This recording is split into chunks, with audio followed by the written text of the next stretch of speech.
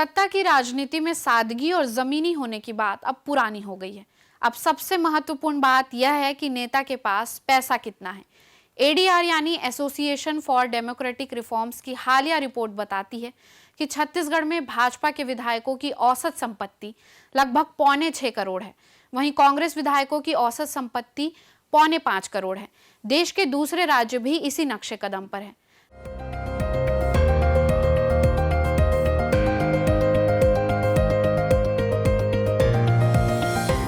नमस्कार, जरूरी बात में आपका स्वागत है। यह धारणा तो बहुत सामान्य है कि जिस नेता के पास जितना पैसा होगा वही चुनावी टिकट के लिए सबसे उपयुक्त माना जाएगा। कई राज्यों के उदाहरण देखें तो पता चलता है कि पैसे के साथ साथ अगर नेता का अच्छा खासा आपराधिक रिकॉर्ड भी है तो फिर तो टिकट पक्की होने की गुंजाइश अधिक होगी। ऐसा नहीं है कि जमीनी, विनम्र और कम पैसे वाले सत्ता की राजनीति में नहीं है, लेकिन अब ऐसे नेता अपवाद हैं। किसी कम पैसे वाले या गरीब को भी चुनावी टिकट मिल जाती है, लेकिन उसमें से या तो कोई सामाजिक या जातीय गणित होता है या फिर तात्कालिक राजनीतिक घटनाक्रम। लेकिन आमतौर पर चुनावी राजनीति में पैसा वाला होना सबसे प्राथमिक शर्त है। राजनीतिक दल ही प्रत्याशी से पूछते हैं कि चुनाव में आप कितना खर्च कर पाएंगे। बिहार में कर्पूरी ठाकुर से लेकर 2018 तक त्रिपुरा में 20 साल तक मुख्यमंत्री रहने वाले माणिक सरकार जैसे उदाहरण भी हमारे सामने हैं। पिछले चुनाव में माणिक सरकार की अपनी संपत्ति थी 2.5 लाख रुपए। रायपुर के दिवंगत सांसद केयूर भूषण को इस शहर ने बरसों साइकिल पर देखा है। तो राजनीति में ऐसे सैकड़ों नाम मिल जाएंगे, लेकिन ये उन दिनों की बात है। अब तो यह सब केवल अपवाद की तरह है। सादगी का हाल इससे समझिए कि देश भर में 1861 विधायकों ने अपने खिलाफ आपराधिक मामले घोषित किए हैं। इनमें से 1205 विधायकों पर गंभीर आपराधिक आरोप हैं, जिनमें हत्या, हत्या के प्रयास, अपहरण और महिलाओं के खिलाफ अपराध जैसे मामले शामिल हैं। यह सब एडीआर की रिपोर्ट में सामने आया है। आंध्र प्रदेश इस सूची में सबसे ऊपर है, जहां 79% विधायक अपने खिलाफ आपराधिक मामले घोषित कर चुके हैं। इसके बाद केरल और तेलंगाना का स्थान है, जहां 69% विधायकों पर आपराधिक मामले हैं। अन्य राज्यों में बिहार 66% के साथ, महाराष्ट्र 65% और तमिलनाडु 59% विधायकों के साथ आपराधिक मामले दर्ज करता है। सुप्रीम कोर्ट में यह मामला पहुंचा कि अदालत द्वारा दोषी नेताओं के चुनाव लड़ने पर आजीवन प्रतिबंध लगाया जाए। केंद्र सरकार ने सुप्रीम कोर्ट में यह दलील दी कि दोषी नेताओं पर आजीवन प्रतिबंध लगाना गलत होगा। केंद्र का कहना था कि 6 साल का डिस्क्वालिफिकेशन पर्याप्त है और इसे सांसद के अधिकार क्षेत्र में रखना चाहिए। मतलब यह कि कोई सांसद अपराधी है तो उसके चुनाव लड़ने नहीं लड़ने का फैसला सुप्रीम कोर्ट ना करे, इन अपराधी सांसदों के साथ ही करे। अब थोड़ी बात छत्तीसगढ़ की। छत्तीसगढ़ के विधायकों की संपत्ति की बात करें तो भाजपा के विधायकों की औसत संपत्ति 5.70 करोड़ है, जबकि कांग्रेस के विधायकों की औसत संपत्ति 4.70 करोड़ है। इस चुनाव में 80% भाजपा के विधायक करोड़पति थे, जबकि 2018 में यह आंकड़ा 76% का था। 2023 के चुनाव में जीत कर आए विधायकों की संपत्ति की बात करें तो इनमें सबसे अधिक संपत्ति वाले 5 नेताओं में 3 भाजपा के और 2 कांग्रेस के हैं। इन नेताओं में 33 करोड़ की संपत्ति वाले कांग्रेस के विधायक भूपेश बघेल सबसे आगे हैं। इसी तरह भाजपा से पहली बार पंडरिया विधानसभा से चुनावी मैदान में उतरी भावना बोहरा की घोषित संपत्ति भी 33 करोड़ थी।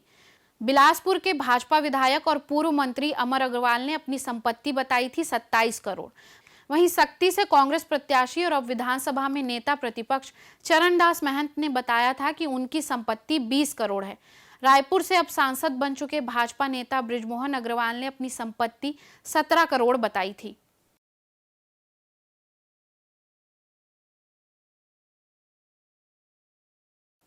लेकिन ऐसा नहीं है कि सारे विधायक करोड़पति ही हैं।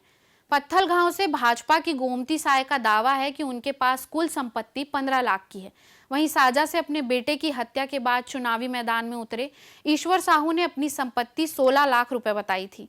तुलेश्वर हीरा सिंह मरकाम पाली तानाखार से गोंडवाना गणतंत्र पार्टी की टिकट पर मैदान में उतरे थे और उनकी संपत्ति थी 26 लाख। सलवा जुडुम के बाद कसौली कैंप में रहने को मजबूर हुए विधायक चैतराम अटामी ने अपनी संपत्ति दर्शाई थी, वो थी 40 लाख। इसी तरह कसडोल के कांग्रेस विधायक संदीप साहू ने अपनी संपत्ति 45 लाख रुपए बताई थी।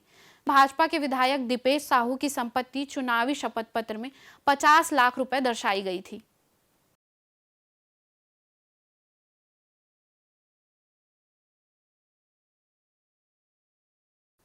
छत्तीसगढ़ के 2023 के विधानसभा चुनाव में विधायकों के आपराधिक पृष्ठभूमि के आंकड़ों की बात करें तो पता चलता है कि राज्य के 90 में से 18 प्रत्याशियों ने अपने खिलाफ दर्ज आपराधिक मामले घोषित किए हैं। इनमें से 7 प्रत्याशियों पर गंभीर आरोप थे। 2023 के विधानसभा चुनाव में 90 में से 17 यानी 19% विजेता उम्मीदवारों ने अपने खिलाफ आपराधिक मामले घोषित किए हैं। इनमें से 7 उम्मीदवारों पर गंभीर आपराधिक आरोप हैं, जबकि 2018 में यह आंकड़ा 24% का था। भाजपा के विजेता उम्मीदवारों में से 7% पर गंभीर आपराधिक मामले हैं। हालांकि 2018 में जो चुनाव जीतकर विधायक बने थे, उनमें गंभीर आपराधिक मामले वाले विधायकों की संख्या 14% थी। हालांकि जिन विधायकों पर आपराधिक मामले दर्ज होते हैं, उनमें से अधिकांश की सफाई यही होती है कि ये सभी मामले राजनीति से प्रेरित होते हैं। एडीआर की रिपोर्ट के अनुसार कवर्धा से चुनाव जीतने वाले भाजपा के प्रत्याशी विजय शर्मा, जो अब राज्य के गृह मंत्री व उप मुख्यमंत्री हैं, उनके खिलाफ सर्वाधिक 7 आपराधिक मामले दर्ज थे, जिनमें 11 गंभीर आईपीसी आरोप शामिल हैं। इन आरोपों में हिंसा भड़काने, गैर कानूनी तरीके से एकत्र होने और आपराधिक धमकी देने के मामले शामिल थे। उन्हें कांग्रेस शासनकाल में कुछ समय के लिए गिरफ्तार भी किया गया था और वे जेल में भी रहे थे। इसी तरह आईएएस से राजनीति के पेशे में आए भाजपा नेता ओपी चौधरी अब राज्य के वित्त मंत्री हैं। 2023 के हलफनामे के अनुसार ओपी चौधरी पर 5 मामले दर्ज थे, जिनमें एक मामला अंतर्राज्यीय गैंगस्टर माफिया के नेतृत्व से संबंधित था। इन आरोपों में रायगढ़ में बढ़ती आपराधिक गतिविधियों, विशेष रूप से बड़े पैमाने पर रेत खनन कार्यों का उल्लेख था। भिलाई से कांग्रेस के विधायक देवेंद्र यादव तो अभी पिछले महीने ही जेल से जमानत पर रिहा हुए हैं। देवेंद्र यादव पर भारतीय दंड संहिता आईपीसी के तहत 2 गंभीर आरोपों सहित 4 आपराधिक मामले दर्ज थे। ये मामले 2024 में बलौदाबाजार में हुए हिंसक विरोध प्रदर्शन से जुड़े हुए हैं, जिसमें 100 से अधिक वाहन और कलेक्टर एसपी के कार्यालय में आग लगा दी गई थी। यादव पर दंगा, हत्या का प्रयास और समूहों के बीच दुश्मनी को बढ़ावा देने जैसे आरोप लगाए गए थे। नाम कई हैं और उनके किस्से भी। कहना मुश्किल है कि इनमें से कितने मामले राजनीति से प्रेरित हैं और कितने मामले सच के करीब। लेकिन लाख टके का सवाल तो यही है कि आपराधिक पृष्ठभूमि के बाद भी इन उम्मीदवारों को चुनता कौन है? अपने हिस्से के लिए ईमानदार और जमीन से जुड़े प्रत्याशी के बजाय करोड़पति उम्मीदवार किसकी पसंद है? कितने लोग हैं जो अपने विधायक मंत्री से आउट ऑफ द वे यानी नियम कानून से परे जाकर अपना काम करवाने के लिए उन पर दबाव नहीं बनाते हैं? हम तो यह चाहते हैं कि हमारा नेता केवल हमारे मामले में नियम से परे जाकर हमारा पक्ष लेकर हमारा काम करे, हमारी आर्थिक मदद भी करे। लेकिन इसी के साथ हम बड़ी मासूमियत से यह भी चाहते हैं कि हमारा नेता भ्रष्ट ना हो। हमारी मुद्रा तो ऐसी ही रहती है कि हम भ्रष्टन के, भ्रष्ट हमारे। लेकिन दूसरे ही क्षण राजनीतिक सवालों पर हमें नैतिकता और सुचिता की भी याद आने लगती है। जरूरी बात में फिर होगी बात। नमस्कार।